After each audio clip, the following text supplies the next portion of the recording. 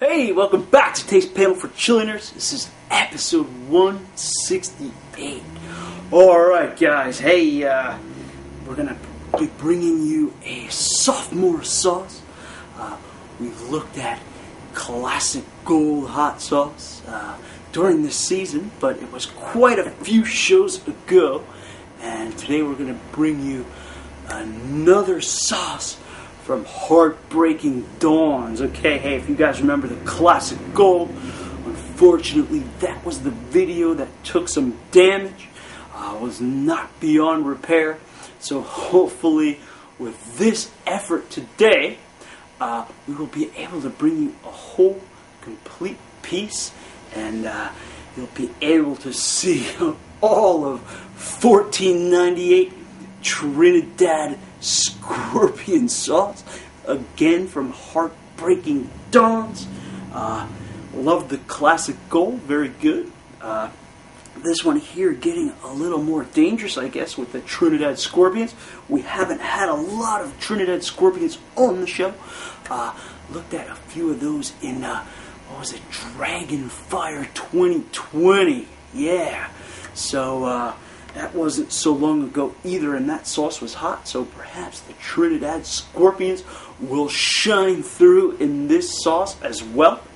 Okay, yeah, hey, Heartbreaking Dawns, coming out of Rosendale, New York.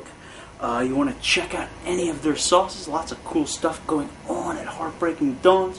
Some cutting-edge things happening there.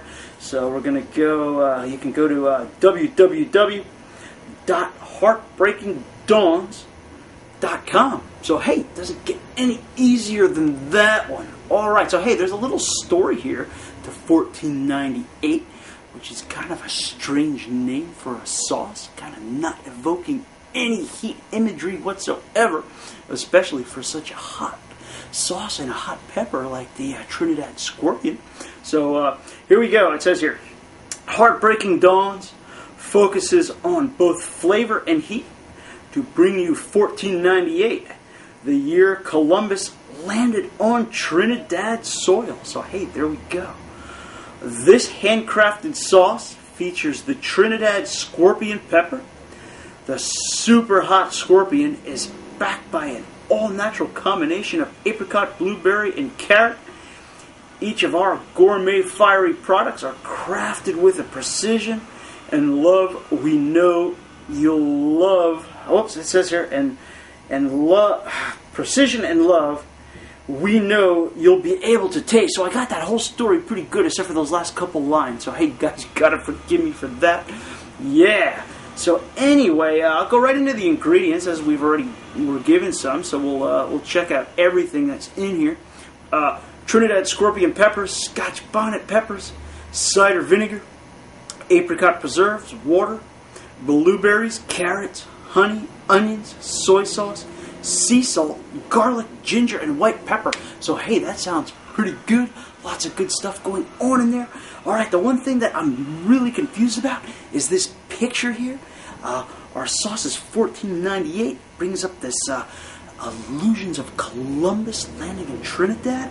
However, we have a skeleton drinking wine or blood, dripping on a woman holding a dagger covered with sores. I don't get that for 1 minute. However, we might be able to blow the picture off and kind of concentrate on that, maybe that story, and perhaps the flavor and heat of the sauce. So without any other words from me, I'm going to cut the ribbon here and get on to tasting 1498 Trinidad Scorpion sauce. And yeah, hey, bring us back to the realms of Heartbreaking Dawns. Alright guys, hey, take a look at that. Sauce looks kind of thin. However, I do see lots of pulping in there. Some seeds happening as well. Kind of has a nice kind of really deep kind of brownish red color. Yeah, looks kind of aesthetic. So hey, let's get a sniff of this and get some on the spoon, huh? Alright, wow, it does have a... Yeah, really kind of coming through with that kind of chili mash aroma. Kind of picking up the chilies. Yeah, kind of really putting a foreshadowing some heat here, I guess would be a good word. Also getting some of that vinegar. A little bit of a salty note happening in there as well. Perhaps a little garlic happening in the background. But really kind of focusing on the peppers, the salt, and the vinegar. Again, really similar to chili pepper mash aroma. So, hey, focus might be on those Trinidad scorpions, which would be a good thing. So, hey, alright, yeah, coming out. Actually kind of runny. There is some minor pulping in there. There are some seeds in there. I see some spices, but for the main part, guys, it's kind of a runny sauce, kind of watery. So I'm not going to bring it over to the camera. Instead, we're going to take it right from the spoon. So here we go, 1498.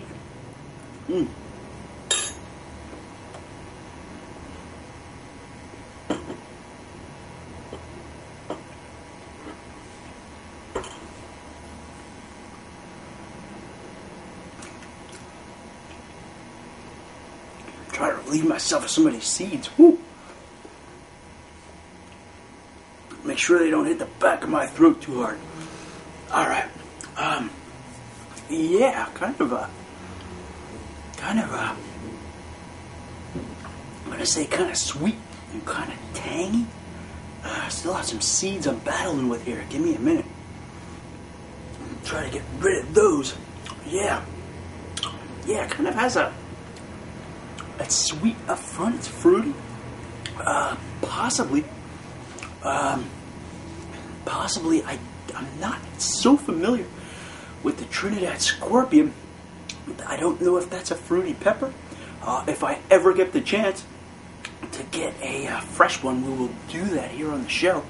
But wow, yeah, definitely.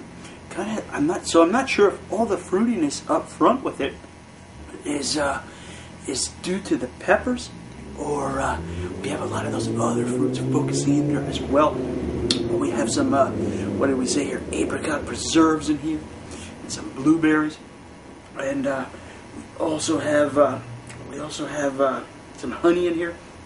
So there's some other ingredients that could be accounting for those initial sweet notes when you put it in your mouth. Really kind of has a pleasant flavor.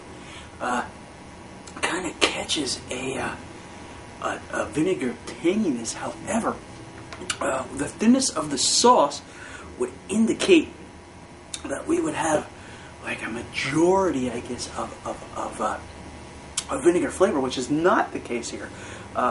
Actually, kind of is kind of hanging in the background. We have those fruity flavors up front. Gradually, really, because there's so many seeds too, you're chewing down, so you're getting a lot of heat building up alongside of that. Plus, I am kind of getting kind of a really heavy chili pepper note in my mouth. It's kind of fruity still, but at the same time, maybe slightly smoky. A little bit of a meaty quality to that. I don't think there's too much else in here to account for that. I think we're really getting and catching some of those Trinidad scorpion flavors, which again kind of giving us a fruity, not seriously smoky like a chipotle or anything, but kind of giving a little bit of those notes in there, getting a bit of a salty note, settling kind of really particularly and strangely enough, kind of laying on the back of the tongue. Got kind of the heat itself kind of catches the whole tongue. Oh, gotta watch those seeds. Whole tongue is kind of glowing. I really have a good burn back behind my front teeth and my lower teeth, kind of going down into the soft mucousy areas underneath my tongue, catching that pretty hard. Roof of the mouth is glowing. Inner cheeks have some heat, but nothing crazy. More kind of centralizing the tongue. Roof of the mouth, down in that, like I said, down in that soft pocket below the tongue. I have a kind of a A lip burn, perhaps not extending out to the corners, but kind of situated, kind of like a square from the top to the bottom coming down.